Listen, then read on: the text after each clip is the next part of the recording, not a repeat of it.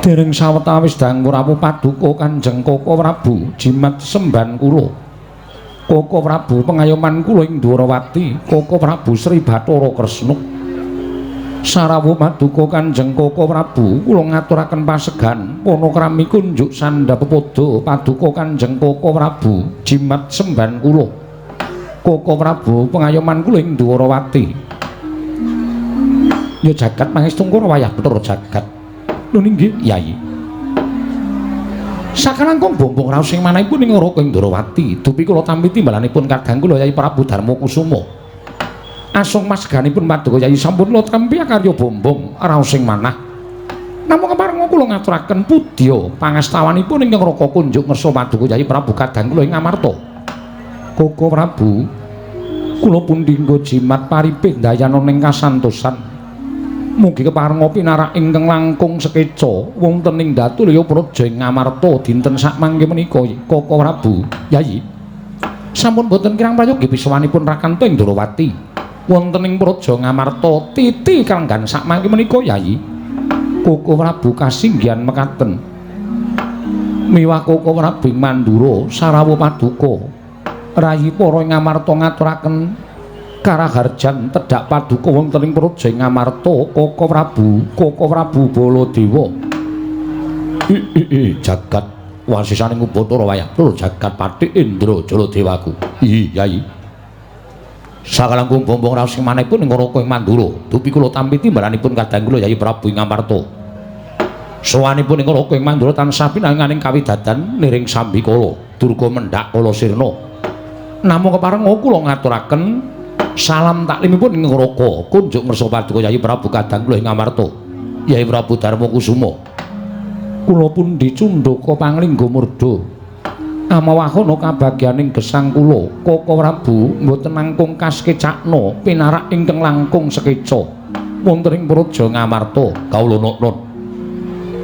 Sampun boten kirang prayogi pisawanipun ing Raka ing Mandura dinten sakmangke menika Yai Prabu kadang kula ing Ngamarta.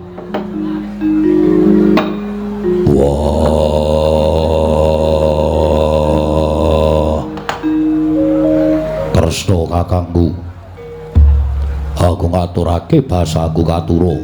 Kresna kakangku, kadangipun Kakang Dimas Werkudara siadiatur bekti kalawan pun Kakang wis dak tampa kanthi bombong penggalihipun Kakang ora liwat pangestunipun Kakang Tampanana Dimas Haryasena ndak gegem dadekake jimat ora liwat prayoga nugun mulenggah. Baladewa kakangku, aku ngaturake basaku katura. Baladewa kakangku, kadangipun Kakang Yayi Werkudara. Iya, siadiatur bekti kalawan pun Kakang wis tak tampa kanthi lega-legawaning penggalihipun Kakang ora liwat pangestuning Baladewa Tampanana Werkudara ndak gegem dadekake jimat pangestuning Kresna kakangku lan Baladewa kakangku. Amawahana kasantosaning lair batinku Kresna lan Baladewa kakangku. Werkudara kadangipun Kakang. Ya Dimas Haryasena ya kaya prayoga aturing siading ing Mandura lawan pun Kakang Mandura. Koko Prabu, nadyan ing rayi Madukara pun Arjuna kula ngaturaken sembah pangabekti kula kunjuk Koko Prabu ing Dwarawati. Janaka ndak tampa ora liwat pangestunipun Kakang Tampanana Arjuna. Kula mendinggo jimat paripih dayana ing kasantosan. Koko Prabu Baladewa kula ngaturaken sembah pangabekti kula kunjuk. Ya Janaka ndak tampa ora liwat pangestunipun Kakang Tampanana. Kula pundingga jimat paripih dayana ing kasantosan. Mugi sekecakna pinarak ingkang langkung sekeca Koko Prabu kekalih. Arjuna kaya wis ora kurang prayoga. Ya Janaka kaya ora kurang kepenak praptaning Baladewa ning Praja Ngamarta. Nadyan kula ngaturaken sembah pangabekti kula kunjuk Koko Prabu. Koko Prabu, kula ngaturaken sembah pangabekti kula kunjuk. Ya kembar tak tampa ora liwat pangestunipun Kakang Tampanana Nekula Sedewa. Ya kembar wis dak tampa siratur bekti kalawan pun Kakang ora liwat pangestuning Baladewa Tampanana pinten tangsen. Kula pun dinggo jimat paripin dayana ing kasantosan. Kula nun. Kula pun dinggo jimat paripin dayana ing kasantosan. Mugi kasekecakna pinarak ing langkung sekeca Koko Prabu. Iya kembar kaya wis ora kurang kepenak praptaning nata Ndarawati ning Praja Ngamarta. Ya Nekula Sedewa kaya wis prayoga sowanku ana ing ngersaning kadangmu Yai Prabu Darmaji. Koko Prabu saestu adamel gugup gagap guragapan raos sing manahipun ingkang rayi ngamarta krana rawuh paduka ingkang boten cecala ingkang saderengipun upami alit utusan gandhek sak kembaran agengipun utusan Nayaka ing Dwarawati bileri kelenggan sak mangke paduka Kanjeng Koko Prabu badhe kepareng tedhak wonten ing Praja Ngamarta. Saestu Koko Prabu kula nedhi angrakit arata kencana kinarya methuk paduka Kanjeng Koko Prabu saha nyawisaken Hermawar kinarya miji yampian paduka Kanjeng Koko Prabu kinarya tandha bektinipun kadang taruna tumraping kadang werda Koko Prabu Ndarawati miwah Koko Prabu ing Mandura. Yayi kadang kula nadyan nembe kawiyos sing pangandikan kemawon persasat sampun kadidene kejugurkan Wukir Sari kelepaning Samudra Madu manahipun ing Ngaraka Indrawati namung semanten tata upacara ning kaprajan ing mekaten menika kala wau boten sak trepipun menawi paduka pisungssungaken dhateng Ngaraka Indrawaka krana menapa Yayi pangraosipun ing Ngaraka Indrawati pendak-pendak kula katimbalan sowan miwah menawi kula sowan wonten negari ing Ngamarta menika pangraos kula tanpa beda kados kula menika wangsul wonten negari Indrawati. Mila sampun ngantos dipun benten-bentenaken mangsa kala benjang menawi kadang-kadang kula para Pandhawa wonten wekdal ingkang mirunggan nedya tetinju dhateng negari Ndarawati kaecalmu jiga kelawan Pekewu Durgama Sangga Runggi. Ngamarta utawi Ndarawati karengku kados dene negari Ngamarta kalih kali ngatunggal ing boten saged pinisahaken Nyai Prabu Darmaji. Koko Prabu ngaturaken panuwun ingkang tanpa pepindhan malah ingkang raka ing mandura semanten ugi. Kula minut dados paseksan antawisipun Ndarawati lan Ngamarta menika mboten saged dipun pisahaken. Mila mboten wonten awonipun menawi tiganipun ngemor menika Mandura. Mila antawisipun Ngamarta Ndarawati lan Mandura menika mboten saged pinisahaken Yayi. Sawanipun ingkang raka ing Mandura nderekaken jengkaripun kadang kula Yayi Prabu Ndarawati ing nedya sowan dhateng negari Ngamarta. Malah sakmangke gandeng sampun mapan wonten ing Datulaya. Kepasang Yogya katujuh ing nginu. Dene para Pandhawa nedengan wontenaken pasewakan madyaning Datulaya negari Ngamarta. Dumunten sakmangke kula atur yanampi dhateng sabda pangandikanipun kadang kula Yayi Prabu Kresna. Ingkang saking menika Koko Prabu kepareng daya-daya kula cemadung dawuh menggah menapa ta wigatosipun dene paduka Kanjeng Koko Prabu Ndarawati kepareng tedhak wonten ing Praja Ngamarta. Menawi kepareng kawedharing kathah tumunten kababarna nanging menawi wadi tumraping para kadang sentana Koko Prabu monggo kula dherekaken manjing salebeting kedaton pepanggihan catur netra kelawan ingkang rayi Ngamarta Koko Prabu Ndarawati. Yayi kula wonten timbalan malih-malih menapa sawanipun ing Ngaraka Indrawati ing sepisan tetinju dhateng yuwananipun kadang-kadang kula para Pandhawa jernyatanipun menika sampun dados kewajibanipun ing Ngaraka Indrawati. Ngiras pantes netepi kewajiban ing ngangka kalih. Sawanipun ing Ngaraka Indrawati wonten Praja Ngamarta mriki mboten sanes kejawi namung anggen kula nyuwun dhateng paduka Yayi Prabu kepareng paring kawelasan dhateng Ngaraka Indrawaka. Menapa to dasaripun dene kula nyuwun kawelasan krana menawi tanpa pambiyantunipun para Pandhawa satemah dinten sakmangke negari Ndarawati badhe lebur tumpur tanpa dadi Yayi Prabu Darmaji. Mila sawanipun Ngaraka Indrawati dinten sakmangke namung badhe nyuwun senjata pitulung tumbak kenceng pring kadang-kadang kula para Pandhawa supados berat penandang ing sinandang wonten ing Praja Dwaraka Yayi Prabu Darmaji. Mengku suraos kados pundi Koko Prabu dene paduka paring dawuh ing mekaten. Jernyatanipun jagat menika sampun dados paseksen. Ngibaratipun Pandhawa menika ngendika seklimah tindak sepecak mboten nate kantun tansah tetarosan lan paduka Kanjeng Koko Prabu. Paduka minangka dados surya pepajaring para Pandhawa. Paduka minangka dados panuntuning para Pandhawa. Tetela mekaten ya sing pangandika paduka nyuwun senjata pitulung tumbak kenceng dhateng para Pandhawa. Yayi, apan mekaten ing kedah kelampah. Jernyatanipun menawi boten para Pandhawa ingkang suka pitulungan dhateng Ngaraka Indrawati tanwande. Samangke paduka Yayi Prabu badhe mentala nyumurupi leburing Praja Indrawati. Krana saking menapa dene paduka paring dawuh mekaten, Yayi, mugi andadosna ing kawuningan. sampun wonten tigang condretang lengan hingga dinten sakmangke menika negari Ndarawati kados nampi welaking Jawata. Kathah para kawula ingkang enjing sakit sonten ketiwasan, sonten sakit enjing kapralaya. Mongko sampun boten kirang-kirang nggen kula ngrawuhaken para brahmana winasis sewa sugata miyang para nipuna supados nambak rengkaning praja parandene katindakaken gagar wigar tanantuk karya. Mangsa kula ingkang sampun ngatetepaken ingkang raka nglampahi prihatos wancinipun anggara kasih kula sarenalite sesemek ron raja mula bebantal bata sarimbat. Wonten ing madyaning alam pasumpenan kula nampi sasmitaning Jawata ingkang dumeling wonten ing Karna. Bilih negari Ndarawati saged waluya nirmala temah jati, jati temah mulya. Menawi para Pandhawa ingkang suka sakbiyantu bot repotipun ingkang raka ing Ndarawati. Nuwun mapunten. Mboten nampi aku lara barep pisan dhateng ngaturipun Hyai Kresna babar pisan mboten. Nalika semanten kagiat raos semanipun ing raka ing Mandura. Dupi kula tampi sowanipun kadang kula ing Ndarawati. Sareng kula dangu. Menapa ta sababipun Hyai Kresna teka sowan dhateng negari Mandura? Kanthi pegat-pegat aturipun Hyai Prabu Kresna piyambakipun matur dhateng raka ing Mandura supados sakmangke ingkang raka andheraken sowanipun kadang kula Hyai Prabu Ndarawati dhateng negari Ngamarta kinarya saksi tama badhe aturipun Hyai Kresna ingkang tunduk paduka Hyai Prabu Samiaji.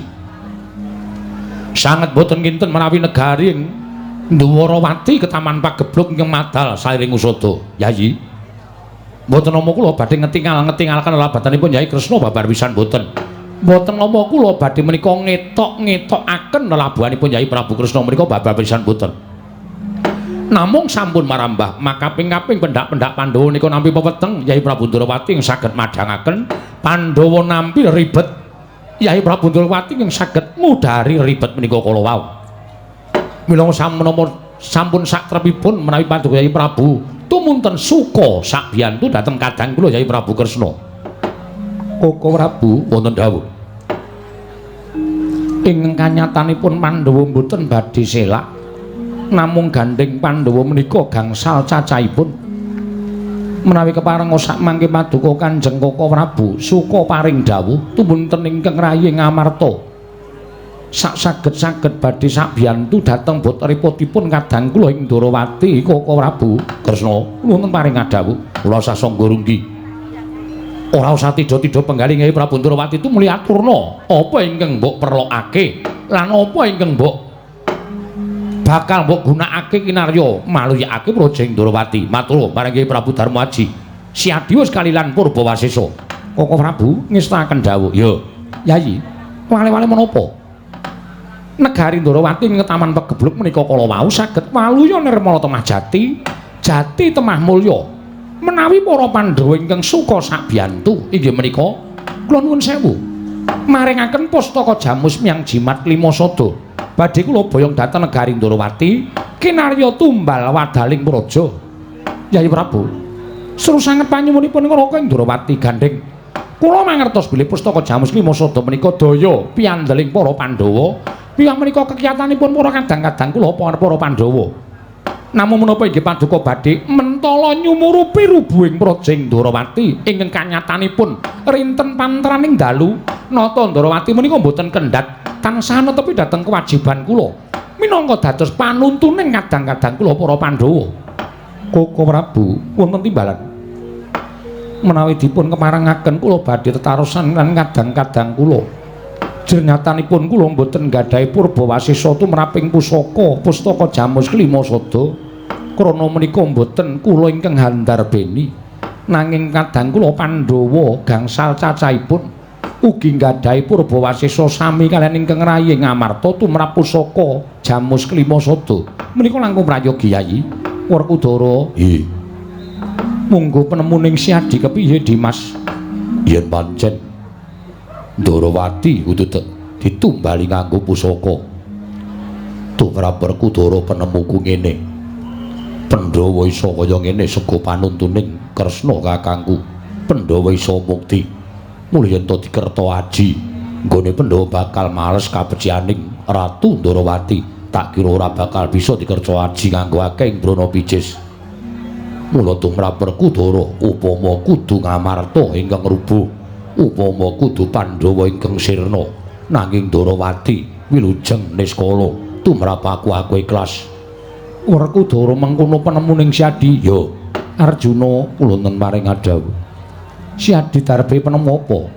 Koko Prabu menawi tela menika dipun betaken dening Koko Prabu Ndarawati. Monggo kula aturi maringaken. Babagan perkawis para Pandhawa sak mangke gampil ing langkung prayogi netepi dhateng kewajibanipun para Pandhawa ingkang sampun dipun utus dening para Jawata kinarya tetulung dhateng sak pepadaning gesang wonten ing jagat raya menika. Koko Prabu kadangku panengah ya becik apa kang sira aturake kelawan pun Kakang. Koko Prabu kasinggihan mekaten nakula mboten badhe gadah atur ingkang kathah namung jumurung dhateng kersanipun kadang-kadang kula sepuh dayanipun Kakang Mas Jodipati, Kakang Mas Panengah kula nderek kemawon Koko Prabu. Sadiwa nuwun maring adhawu. Siadi ingkang adat sabeni darbe atur ingkang langkung prayoga maradagi matur marang pun Kakang dipun paringaken Koko Prabu. Iya ndak keparengake Dimas. Sigra-sigra yen pramana kanca sigra ngrakit nawang sesangka.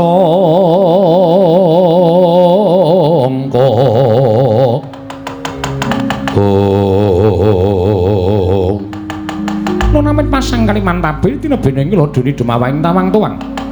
Gandeng sampun wonten palilah saking Paduka Kanjeng Koko Prabu klilanana ingkang rayipun Wragil munjuk atrasa Paduka Kanjeng Koko Prabu. Iya kadangku Sadewa Siadi darbe atur menapa nuwun mapunten. Sewu-sewu kanapatanipun ingkang rayi tadah wadana menawi pemanggihipun ingkang rayi Ragil menika radi benten kan pemanggihipun kadang kula Kakang Mas Panenggak tuwin Kakang Mas Panengah. Krana kula nggadahi pemanggih piyambak Koko Prabu. Penemuning Siadi kepiye Dimas Muradiagi aturna marang pun Kakang. Kula nuwun sewu. Ingkang sepisan ngengingi babakan pusaka pustaka Jamus Miyang Jimat Lima Sada. Koko Prabu kedah inget. Koko Prabu kedah emut bilih pustaka Jamus Miyang Jimat Lima Sada menika mboten kok panggesanganipun para Pandhawa piyambak menika babar pisan mboten. Nanging sedaya para kawula sak negari Ngamarta menika ngeyup dhateng pangawaosipun pustaka Jamus Miyang Jimat Lima Sada. Mila menawi negari menika kecalan pustaka Jamus Miyang Jimat Lima Sada tan wande badhe kathah sangganing para kawula ingkang samya nungsang puyang budel bingung gesangipun satemah nandhang kacintrakan agengipun badhe wonten inggih menika lelampahan ingkang gegirising tumanduk wonten negari Ngamarta.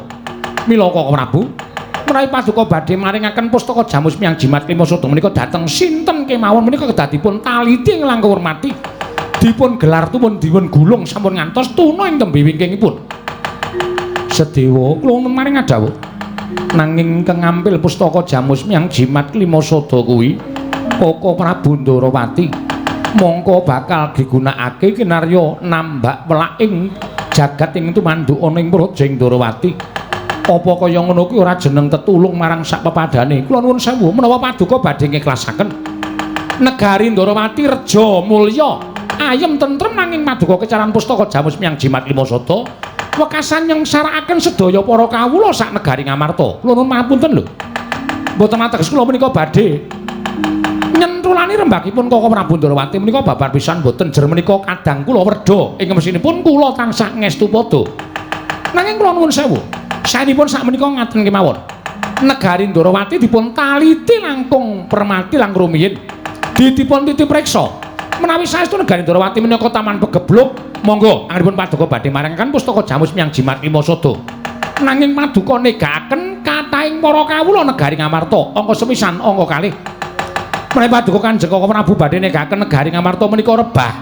Lajeng aginanipun menapa Pandhawa anggenipun namangun negari Ngamarta tuwin dados pepayunging para kawula sak negari Ngamarta. Menawi Paduka ngiklasaken pejahipun para kawula nanging Paduka ngawrataken dhateng kawontenan negari Ndarawati. Kula nyuwun pamunten. Nalendra menika wong kang sinampiran pakaryan nyekel kendho kencenging pernatan amis baci ning negara menika wonten pundhaking Nalendra. Dados menawi Paduka Kanjeng Koko Prabu menika awrat kadang sepuh kula nuwun sewu. Tegesipun Paduka menika sampun negaken dhateng kawula sak negari Ngamarta. Menika tumrap kula mboten adil, tumrap kula mboten saktrepipun Paduka menika ndawahaken pangandikan maringaken ngampil wujuding pustaka Jamus Lima Sada dhateng Koko Prabu Ndarawati. Sedewa, wonten dawuh Gusti to, petungan sing kanthi permati. Kyai Prabu Ndrawati sowan ning Projeng Amarta iki wigatine ming bakal nyuwun ngambil pustaka Jamus Lima Sada. Kinarya tumbal wadaling Projeng Ndrawati. Merga kanan Ndrawati ketaman pegeblok, akeh para kawula ingkang esuk lara sore tekaning mati, sore lara esuk ketiwasan. Bisane waluya nirmala temajati ento timbalan pustaka Jamus Lima Sada. Lah kok pusaka ora mbok wenehake ora mbok paringake marang Kyai Prabu Ndrawati karepmu piye? Kula nyuwun pangapunten.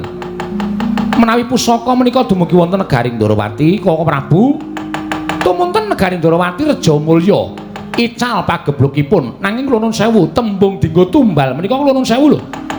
Menika apik-apike ming dipendhem menapa inggih jamak limanipun ing atasipun pusaka menika pengayomanipun para kawula sak negaring Amarta. Kok namung badhe dipun dadosaken tumbal wonten negaring Ndrawati tumunten sak mangke pusaka mboten wangsul malih. Ing mekaten negaring Amarta badhe remuk-rempu dados bubuk. Kula ingkang boten ngiklasaken lan kula ingkang badhe anggon deli pusaka menika. Gosik. Yen ngono sing dadi pepalang Kyai Prabu Ndrawati iki Sedewa. Nuwun pamunten, kula mboten dados pepalang. Kula namung matur sanipun Kanjeng Koko Prabu Puntadewa, saenipun negari Ndrawati menika dipun teliti rumiyin.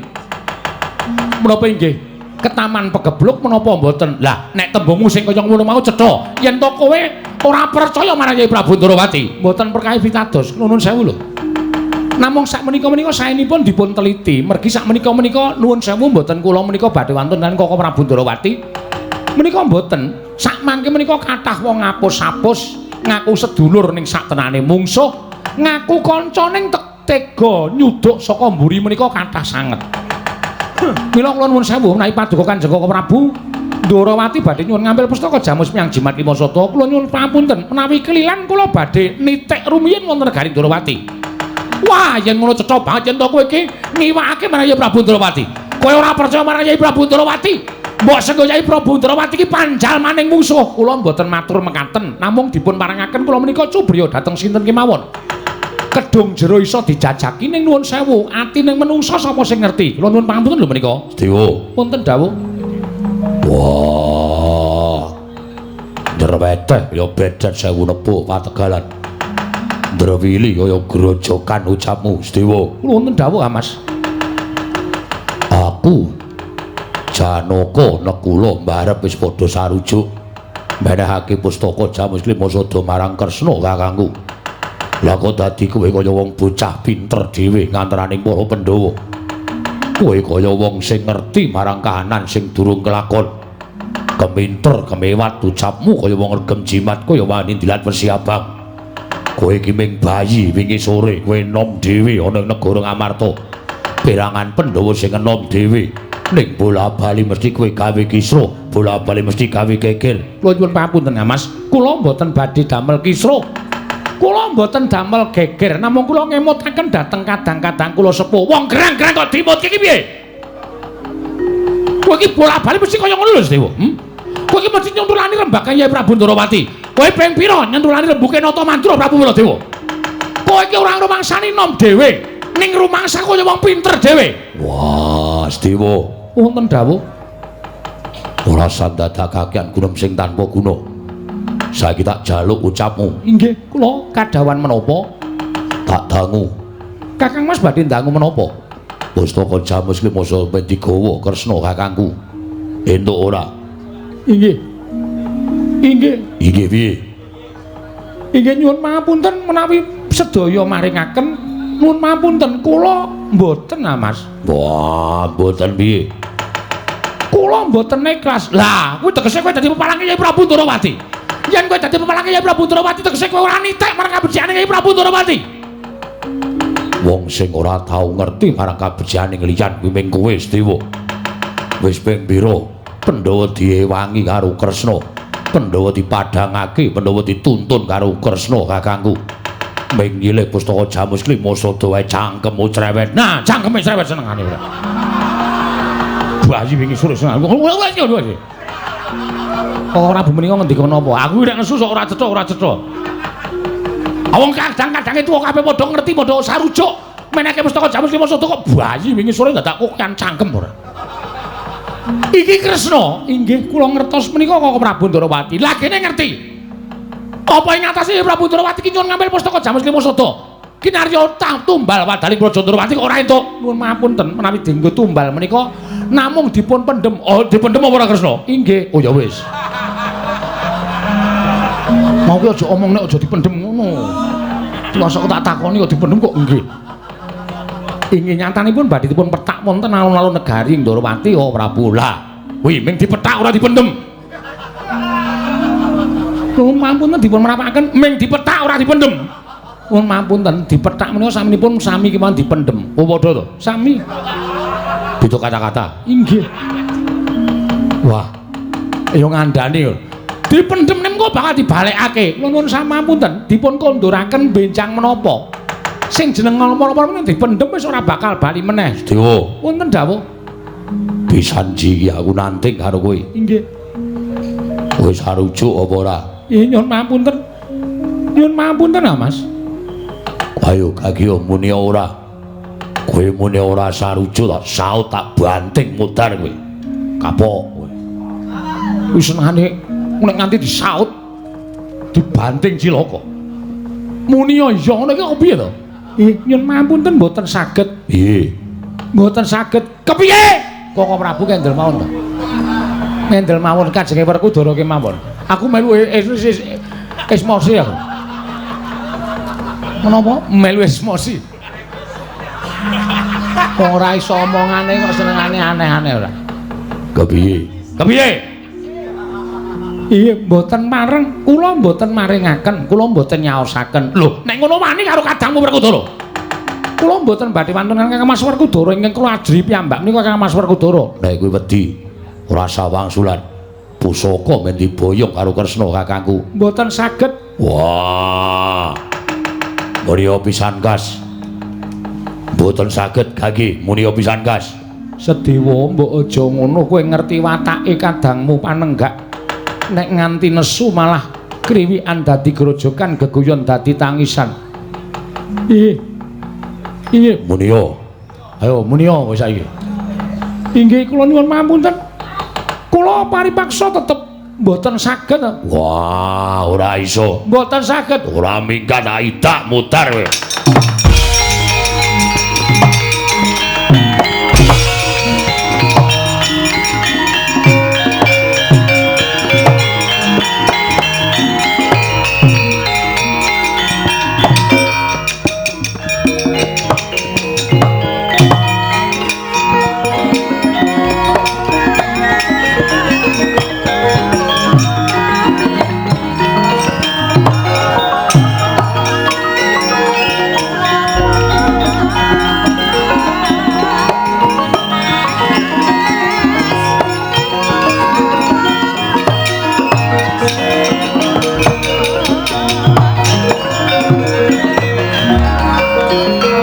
Sinayang manggelung mintonaken dewe kramanira kang kumitir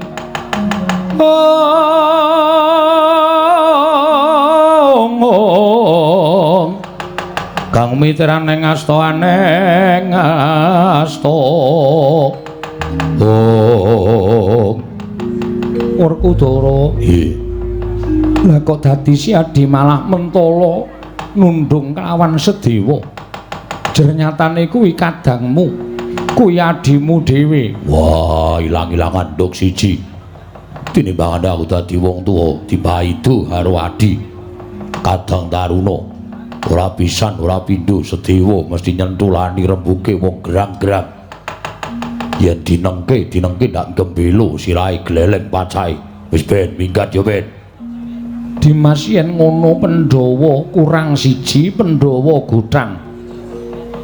Pandhawa ora jangkep 5. Wah, mengko golek cah-cah kuwi. Cah-cah sapa Werkudara kok cah-cah? Nggo ganep para Pandhawa. Nek kula kurang siji Sedewa, tegese Pandhawa ora diakoni dening jagat. Yen to araning Pandhawa 5, ya wis ben. Mengko golek sing biya warake saiki arane ora Pandhawa 5 ning Pandhawa 4. Werkudara ku suwe ngawur omongane. Pandhawa kok mung 4 ki piye? Pandhawa ki 5. Wah, sing arani kudu 5 sapa? Nyatane sing siji minggat. Lunga merga si Adi. Aku ki nek dipaido karo wong ora seneng. Aja kok Sedewa Nekula maido Werkudara takon minggat. Aja kok Nekula Janaka maido karo aku mesti takon minggat. Aja kok Janaka kowe maido karo aku bareng kakangku mesti wis ben nek kono wae. Aneh kowe. Wah, ora takon minggat, ora wani. Ora wani. Yayi. Samangke ngaten nggih mawon. Gandeng lampahan menika tok sumberipun saking Ngraka Indrawati. Mila menawi paduka Yayi Prabu tumunten maringaken pustaka Jamus Klima Sada dhateng Ngraka Indraraka. Pusaka tumuli badhe kula tampi. Sasampunipun kula nampi pusaka, kula nyuwun pamit wangsul dhateng negari Indrawati. Menawi negara Indrawati sampun ketingal padhang, pusaka kula kunduraken kula ingkang upaya kadang kula Sedewa. Badhe kula ripis pados wangsul dhateng negari Ngamarta. Koko Prabu, pangandika Maduka dipun mirengaken Sangya para Punggawa Nayaka sak negari Ngamarta. Mila sampun lincat menapa ingkang sampun Paduka ngendikaaken, kula mboten badhe atur dura dhateng Paduka Yayi Prabu Darmakusuma. Dipun sekseni para kadang Pandhawa ing sami lenggah wonten negari Ngamarta tuwin para Nayaka Punggawa. Menawi Ndrawati sampun ketingal padhang, tumunten kula badhe angupaya wonten pundi denungipun kadang kula ragil. Koko Prabu menawi tetula mekaten Werkudara Janaka Nekula Seksenana Dimas Pustaka Jamus Klima Sada ndak paringake marang Koko Prabu Ndrawati kinarya tumbal wadaling praja. Do bareng kakangku aku mingkari manut Koko Prabu kula semanggaken. Sabanjuripun Yayi Prabu Ndrawati apa to menika ndur marang praja Ndrawati kasinggihan Koko Prabu. Lah kusik pun kakang terus piye? Koko Prabu sawetawis lenggah wonten ing mriki. Nuwun sewu mboten ateges kula menika kirang tata krami dhateng Paduka Kanjeng Koko Prabu.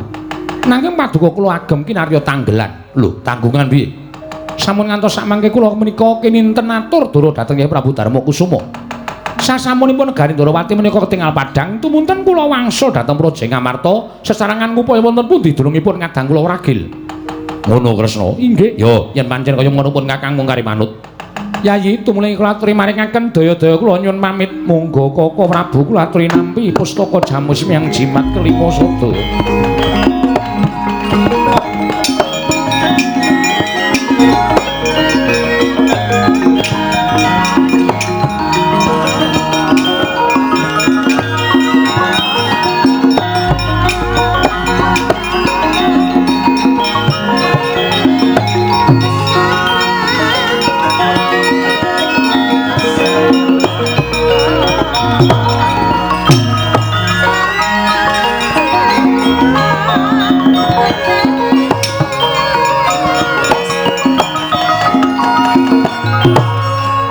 Sebebiar katalika wau wis mengker nata ing Ndrawati. Sang Prabu Sri Bathara Kresna nampi pustaka Jamus Miyang Jimat Klima Sada ingkang kinarya nambak rengkaning praja ing Ndrawati. Dados sakuling mangke katingal tidhem madhaning pasewakan negari Ngamarta sami angen-enam penggalih nata ing Ngamarta Prabu Darmakusuma.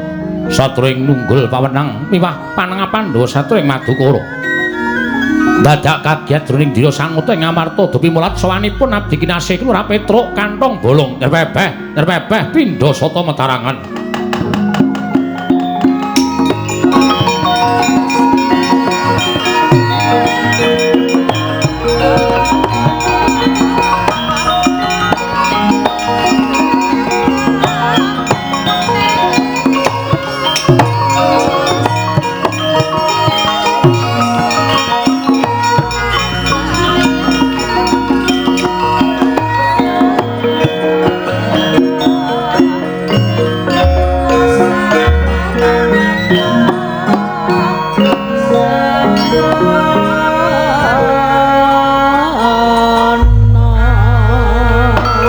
Koko Prabu mboten dawuh Yai.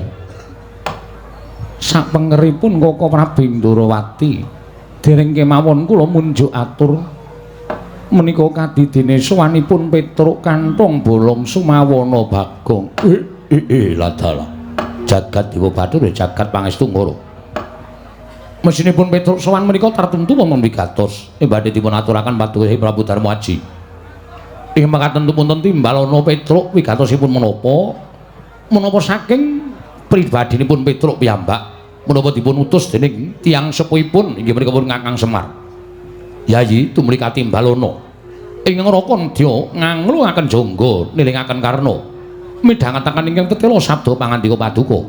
Koko Prabu kasinggihan mekaten Petruk kanthong bolong Rarja sak praptamu Panakawan nunamit pasang Kalimantabe tinebena ing lodone dumawahing tawang tuwang linepatna ing tulak manu sewu kalapatan diagung pangaksama paduka menawi wonten kiranging tata krami anggen kula sowan ngersa paduka Gusti kula ingkang sinuwun kepareng kula ngaturaken sembah sumeng keming mahabekti kula katur sinuwun. Ya Petruk kanthong bolong ndak tampa pangestuning sun tampanana kula pun dinggo jimat paripe dayana ing kasantosan prayoga nunggunmu ngadhep ngarsaning sun sampun boten kirang prayogi sinuwun.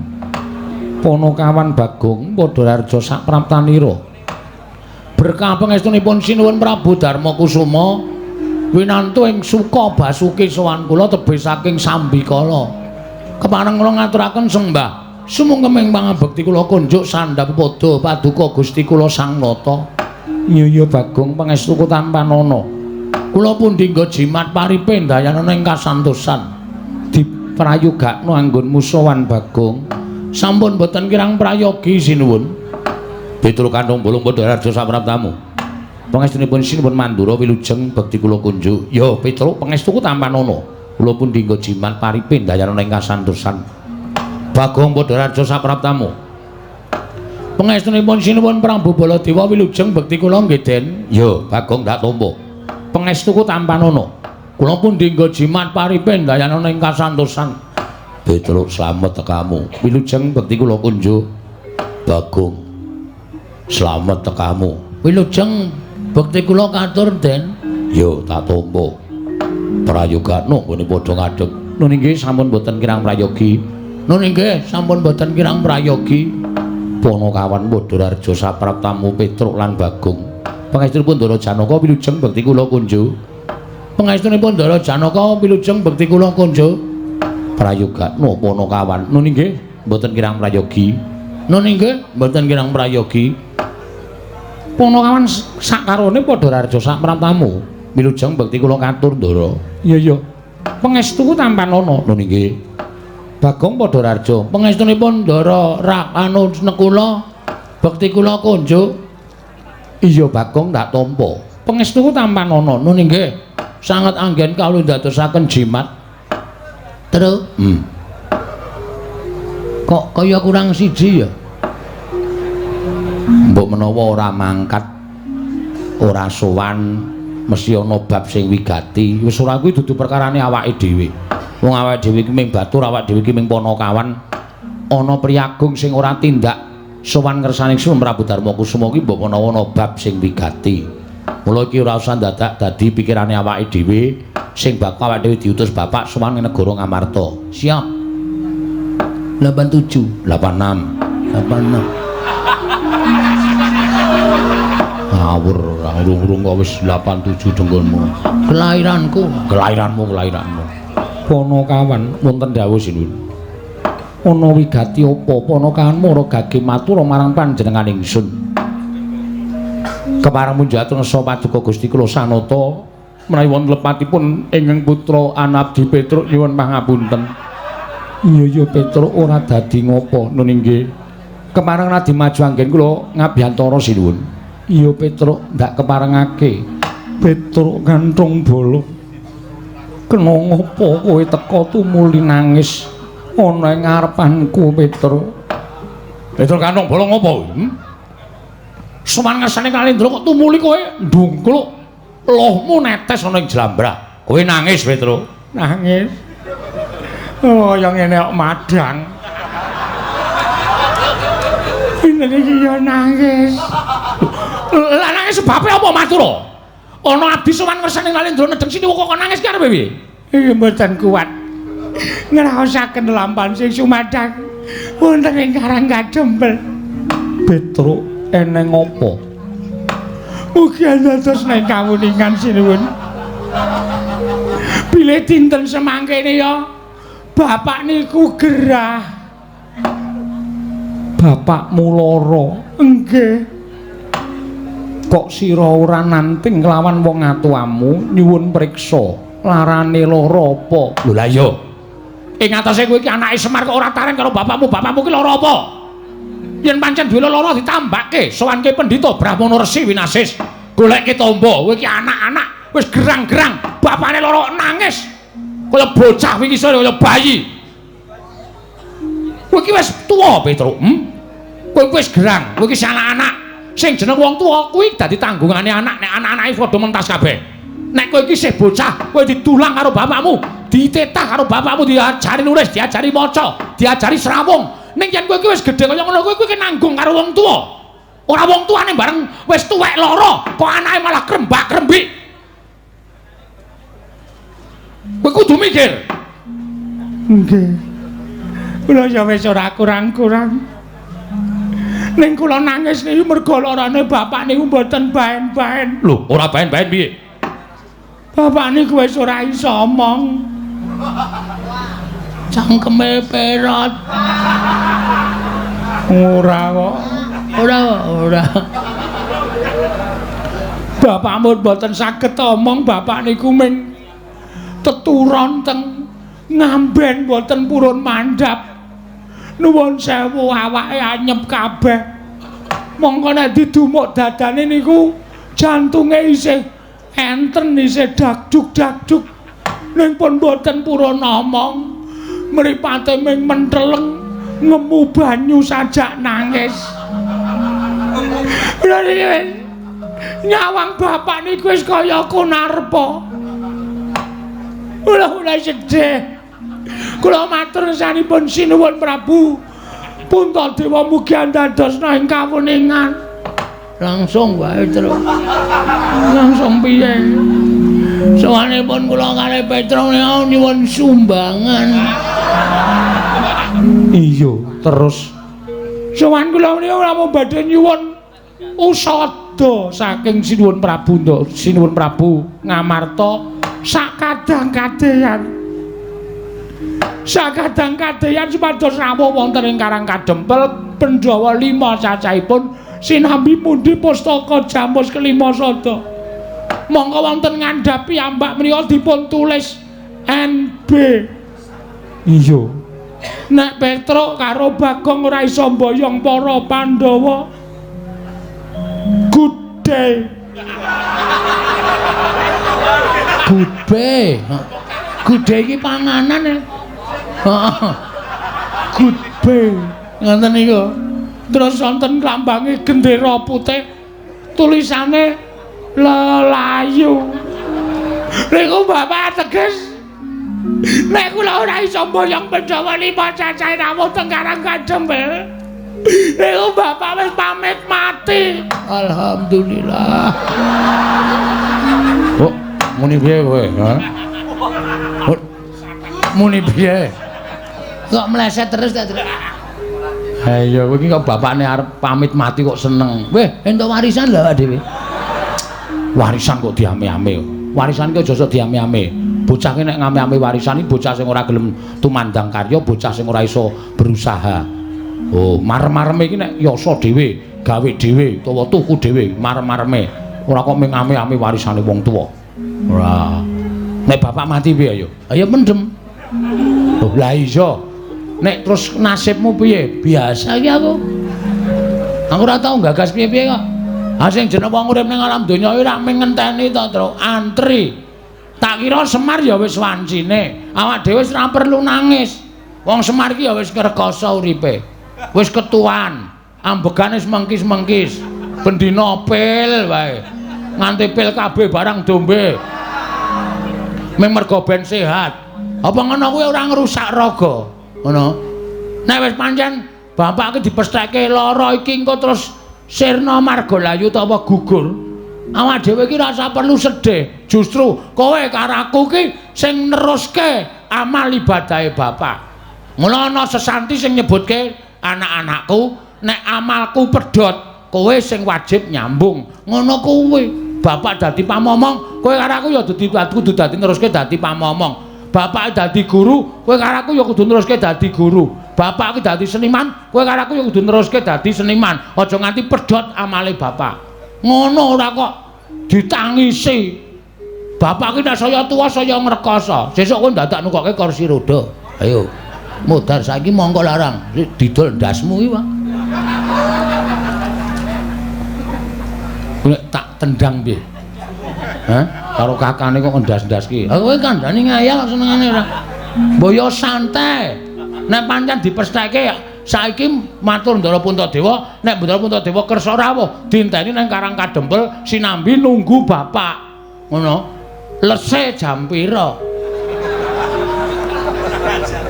Mula nek kok bapak ki isih iso nganu, apa isih iso bergerak, kowe golek mangsi, jempole bapak dikai mangsi terus engko awak dhewe sing nulis surat dhewe, petruk bagiane semene, garing bagiane semene, bagome, terus dicap nggo jempole Semar. Duh, wis sah milik kita. Kita foya-foya. Anak apa ya? Anake Semar. Masamu anake sapa? Ha iya ning ya kowe iku bangeten ora. Rasa ditangisi, wis men ra apa-apa. Ora mung Semar kok. Kowe iso ya ngono to. Kowe iso nek tuwa saya ya lara. Anakmu ya do nangisi kowe. Aku ya ngono. Aku iso saya tuwa ya lara. Lho, dalane wong dipundhut karo sing gawe urip ki dhewe-dhewe. Lho, Semar diparingi lara, terus engko malaikat tekan njabut Semar. Oh wis awak dhewe ora iso nggodheli, bakar ngoyak malaikat. Ha. Mbok nganggo pikiran terus nek omong. Sik gong aku tak matur sinuwun Puntadewa iki kersane piye? Kersa rawuh ning Karang Kadempel apa ora? Petro dalem upama Pandhawa sowan ning Karang Kadempel, Pandhawa ora ganep. Kok iso? Iya Petro, krana Sedewa dina iki murca. Lho. Ndara Sedewa murca? Iya Petro. Murcane sebab apa? Mergi menapa? Murcane Sedewa merga nggondheli pustaka Jamus Kelima Sada nggone bakal ndak caosake marang Koko Prabu Ndarawati. Lho, mangke Sinum Prabu Ndarawati mboten lenggah teng mriki kok. Nembe wae jengkar nggawa pustaka Jamus Kelima Sada. Mula yen Pandhawa sowan gotang loro ora bisa mbaya pustaka Jamus Kelima Sada lan Sedewa ya ora ana. Waduh, Gong. Mati tenan Semar. Ya wis ayo mulih tuku peti sisan. Kowe kok bingung ta ngapa to? Gawe santai lho. Gawe santai lho. Waduh gayane kok logatmu iki lho. Lho ya apa sih? Nyapa terus nyapa. Nyapa kampleng modar ora. Kok iso diastos Ndarawati? Ya merga Ndarawati ketaman pegebluk. Terus critane pripun?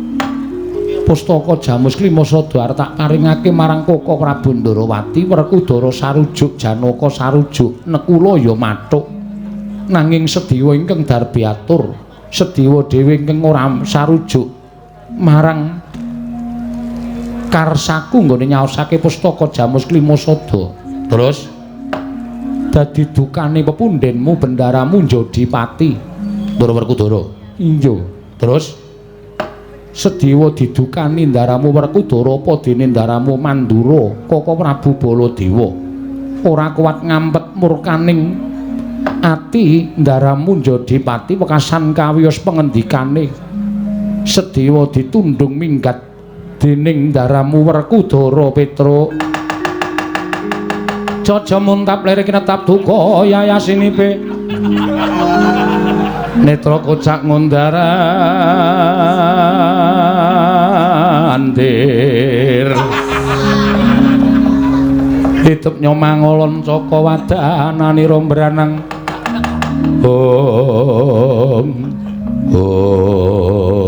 ngapa Truk menengo saling perkara iki lha kok dadi kaya ngono kelakuane ngendelke le gagah ngendelke le rasa ngendelke sentosa. Lah kok mentala karo dulure dhewe. Ingkang mestine Ndara Sedewa iki dadi jangkeping Pandhawa sowan ning Karang Kadempel. Ning kok mergo saka nuruti karo mubal babaling nepsu. Ora gagas kuwi kulawargane, ora gagas kuwi adine. Kok wani nundung karo Ndaraku Sedewa? Betok, kowe iki ngopo? Sik, sirah sampean ngaling-alingi kok. Lho, kowe iki nesu sapa? Ndara Werkudara. Kok mandeng aku? Nuwun sewu, mestakane ngaling-alingi. Rada medun. Wah, edan. Nah, ngono. Oh, keduwuren. Sok dikepras gundulmu atos. Petruk ngopo? Sampeyan ora rumangsa salah. Sampeyan ora rumangsa keliru, ya. Aku klerune nggo napa? Luputku nggo nendi? Sampeyan nundung Ndara Sedewa. Dasarmu apa sampeyan nundung Ndara Sedewa? Mergo Sedewa ora manut karo aku. Apa kabeh kulawarga kudu manut karo sampeyan?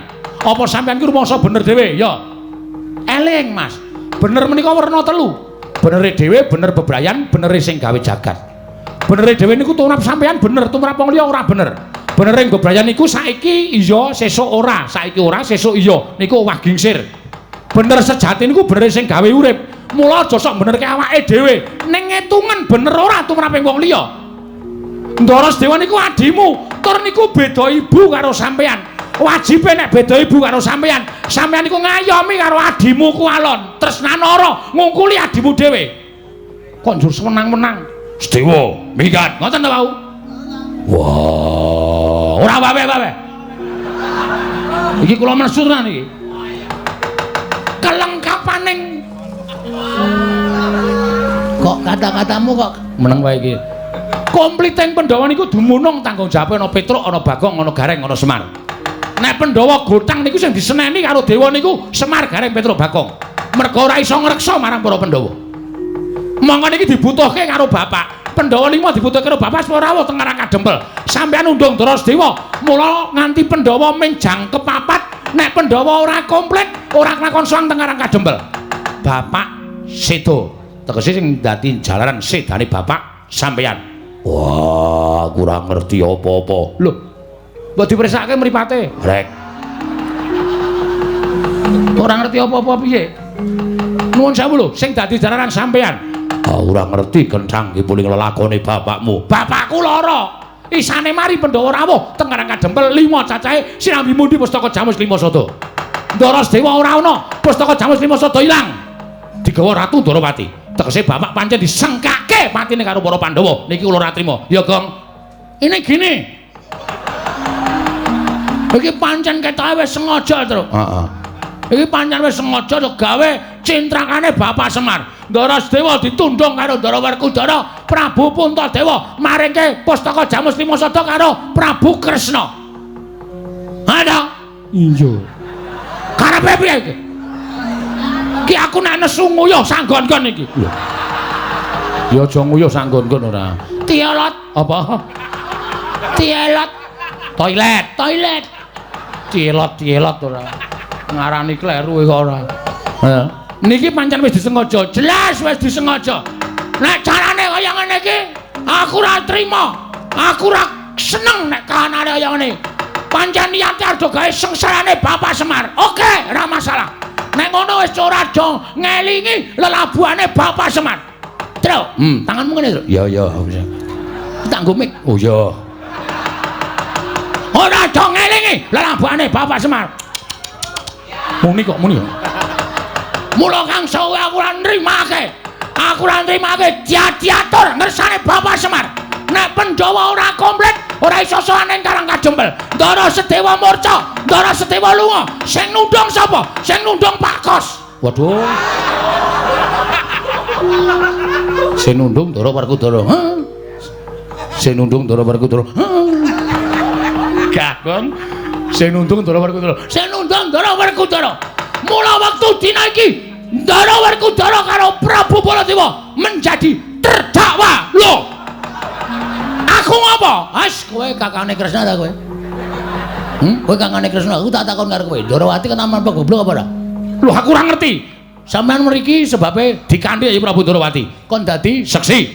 Saksi yang mengatakan hal yang tidak nyata mendapat sanksi. Anda kesalahan. Melanggar pasal 521. Pasal pira, Gong? 521. Apa kuwi? Dedak. Makan pitik. Iki kepiye? Ora kepiye-kepiye. Iki kanane kaya ngene iki nang nganti Pandhawa ora tekan Karang Kadempel tak etungi. Pirang dhewe foto pirang dina. Manut sedina rong dina. Niki kula wangsul. Kula bali. Ning nek nganti tak etungi mengke suruping Sang Hyang Surya manjing wonten ing njodhok sisih kilen munculing Candhe Ayu. Wonten ing antara iso ketingal kuning gemrining kaya kencana sinangling. Nek nganti Pandhawa ora rawuh ning Karang Kajempel terus terang terus Philip kula pokoke wangsul teng Karang Kadempel matur karo bapak. Liwat ngendi, Gong, apike? Hah? Liwat ngendi? Terus kono belok kiri lurus wae. Kaya kertanya. Cakepane ngono iki ta, Lurus kono belok kiri menggo wae ora. Ayo saiki nek ngono bali matur karo bapak. andake bapak Pandhawa roja raja ora komplit mergo gegeki benere dhewe Pak.